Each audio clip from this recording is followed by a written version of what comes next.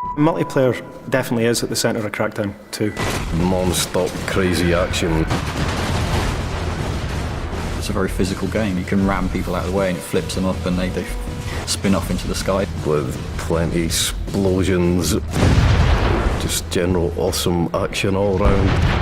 Picking up vehicles, throwing them across the road. A multitude of weapons at your disposal. If you can break it off, you can use it and you can hit people with it. It can just cause complete devastation. We just thought, right, well, let's go all out. Let's give them as much as we possibly can. In order to make things clean, you destroy everything. You know, fire cleans all. Episode 1. Fun with friends. A lot of people love the fact that you can have this open world environment and mess around with your mates. We've doubled the amount of players for co-op. We've turned it up to 4-player co-op, 4 times the people, 4 times the fun, basically. There's so many things to do in the city, it's pretty remarkable that we've managed to fit that in. We have to make all of those missions support 4 players. And not only that, we have to make sure that those missions are supported for 4 players playing 4 different missions scattered around the world of Pacific City. You've got all of the, as everybody knows, the orbs. It's about making sure that, you know, you have that group experience with orbs, like Renegade orbs, where, you know, they actually make it pretty tricky for you to get hold of them and they run away from you. You know, one person can chase them and another person can figure out where they're going and kind of help out. Races, so you've got rooftop races, road races.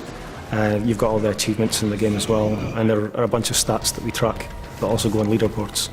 I'm getting excited, citizen. Must remain composed.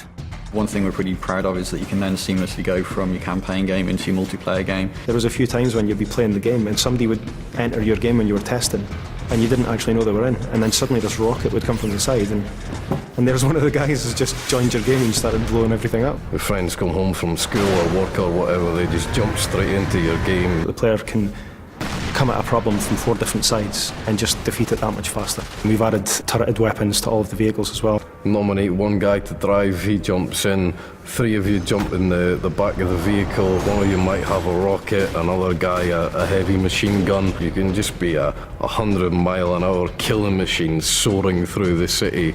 It's awesome. It's really down to the player to try and figure out tactics and strategies to use co-op gameplay. You can decide to ignore any direction you've been given and just mess around, do what you like. And we've added in the 16-player PvP. We support up to 16 people in the online game, and that's varying on different game types. At the moment we've got 3 different game modes: Deathmatch, Team Deathmatch and Rocket Tag.